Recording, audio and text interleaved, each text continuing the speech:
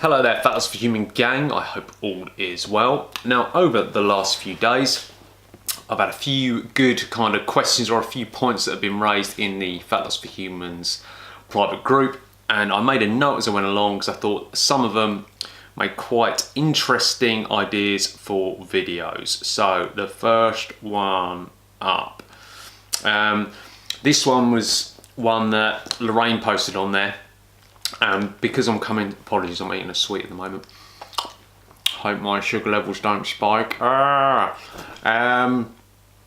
Lorraine said to me, it was something along the lines of, your diet's finishing on Thursday, what's the first food you're going to eat? So kind of that, right, the diet's over, going to go and stuff my face with something. And I said, it's probably just going to be the same as I always eat, just a little bit more of it. And admittedly, there's going to be times kind of when the diet's done or times where I'll be conscious when I'm dieting, when I'm not dieting, like if I want, if I go out for a meal, I'll have whatever I want on the menu. I won't be thinking, oh, which is the best choice. It'll be little things like that. But typically, when I'm dieting versus when I'm eating normally or trying to maintain or even gain weight, the foods that I eat are pretty much the same. There's not a massive difference. And I think there's probably a lesson to be learnt there, and that's if you have what I'd call an extreme diet. So take like something like the Cambridge diet, where you're eating little packets or little bars, or 400 calorie snacks, those kind of things, or even slim fast, anything where you're kind of following like packets or shakes and these kind of things. The chances are you are not going to be able to sustain that for an indefinite period, and you shouldn't do, because the calories are so low, you wouldn't be able to. You would eventually starve. So it's a good thing that you don't stick to them. Whereas my approach of, I'm not necessarily saying mine is better, there's a reason why I do it, and it's because when I finish the diet, I don't want a massive rebound. I mean, I know I'm going to put on weight afterwards, but I don't want to go from having 800 calories worth of shakes and bars to eating normally, which will be kind of mid 2000s for me, because I'm going to gain a lot of weight then, as opposed to just gaining a few pounds here and there. Something to think about for yourselves though, moving forward, when you pick a diet, does it want to be vastly different from what you want to do in the long term? Because if it is, you better have a good strategy for when you finish that diet, because otherwise you will rebound. Moving on, video 2. What if you don't love the gym? In brackets, you don't have to. Right, so this one, I'm a big fan, or I recommend the gym to the majority of people that I see and that I work with. And that's because the amount of equipment that you've got in the gym is useful, right? So you can do a lot of work at home with body weight, but there's certain movements and certain machines that you can only find in the gym, unless you've got your own gym at home, which is unlikely for the majority. And the point I was trying to get to when I was discussing this with a prospective client, because they particularly don't enjoy the gym, they don't want to be part of the gym, and they don't love the gym. And we're having this conversation about people that love the gym versus people that hate the gym. And I don't think there's just these two groups. I think there is like a kind of middle group or a middle ground, like with most things. Because I would say, me personally, I don't love the gym. Like when I'm doing a workout, there'll be times like when I maybe achieve a new goal, or it's a movement I'm particularly strong with, or maybe I've set a running goal and I achieve it, or I run a bit quicker. There's little moments that are that I love, I suppose, like dotted around. But the majority of the time, I don't love it. I'm not sat there on the bench press between sets, being like, oh, I can't wait to lift another set of these.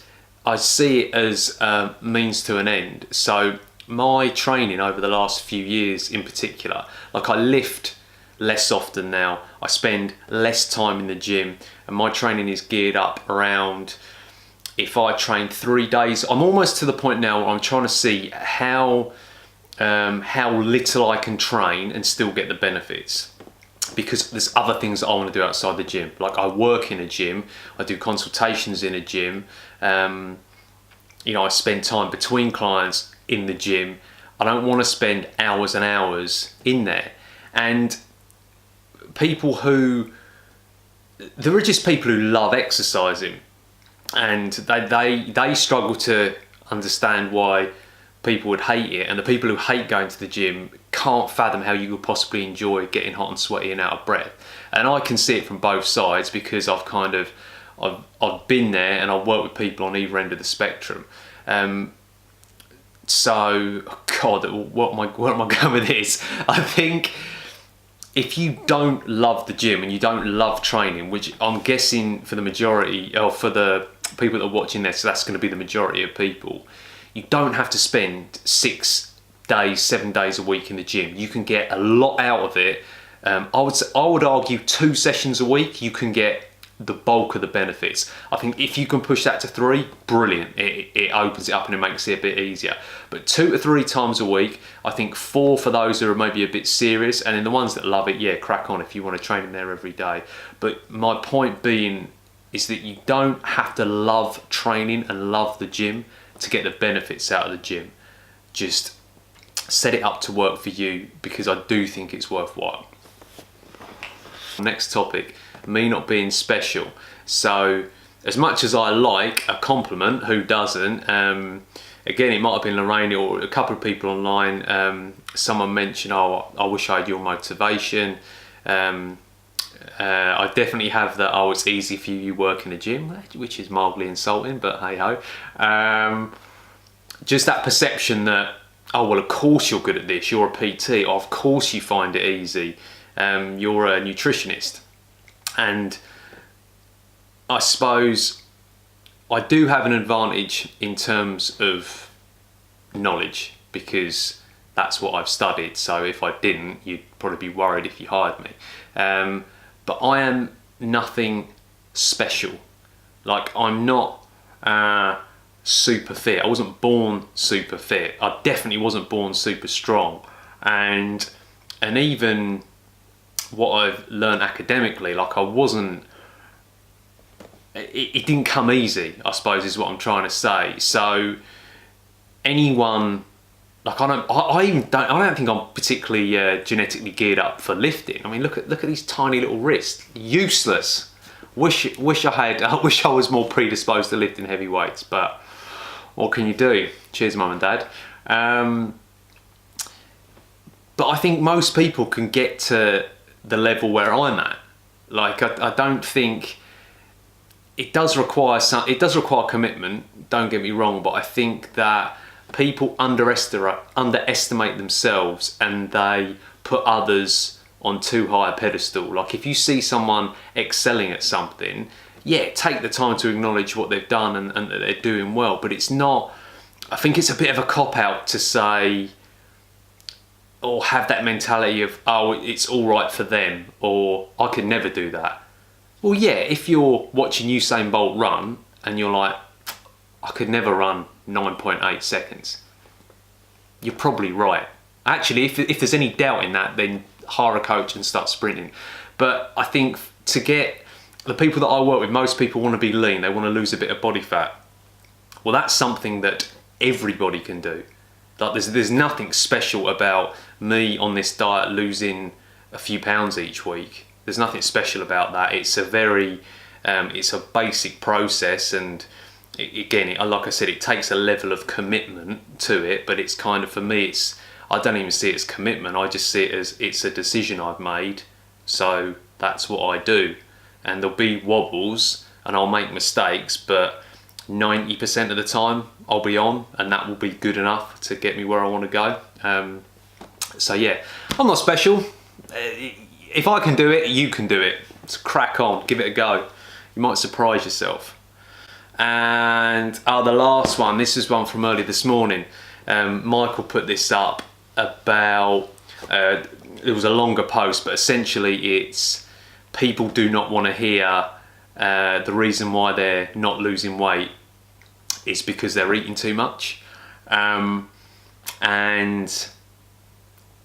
yeah, telling someone to eat less It's sometimes not helpful, I suppose, because a lot of the time, if they already know they've got to eat less, just telling them, well, you need to eat less. Well, maybe there's a reason why they're overeating in the first place. Emotional eater, different energy demands. Maybe they're training really hard and they can't regulate their appetite or whatever. But there's a big portion of people. Again, I'll say the majority of people who are struggling with their weight loss.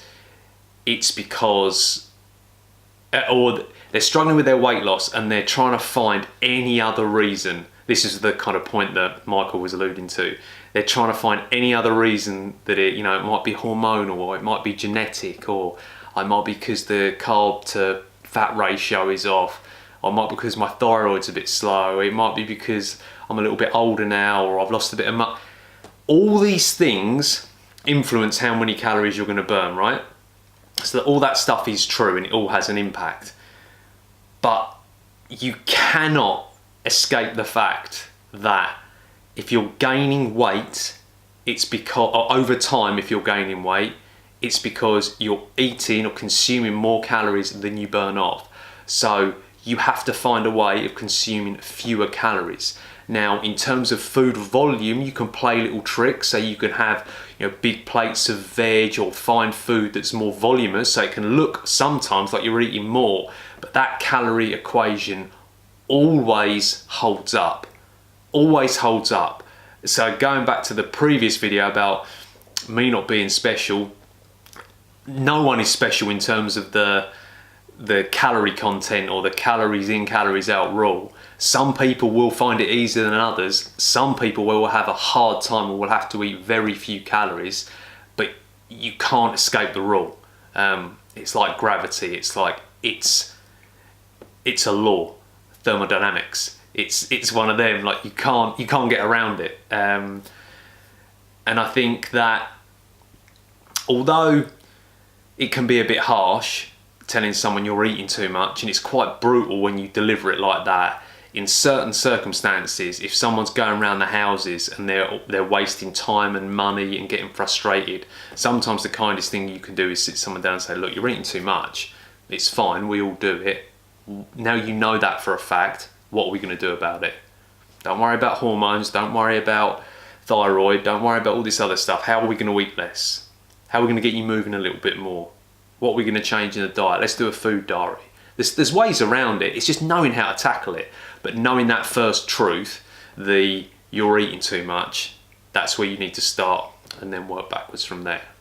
Cheers for watching the video. Any questions, stick them in the box below. Enjoy the rest of your day. Take it easy. Bye-bye.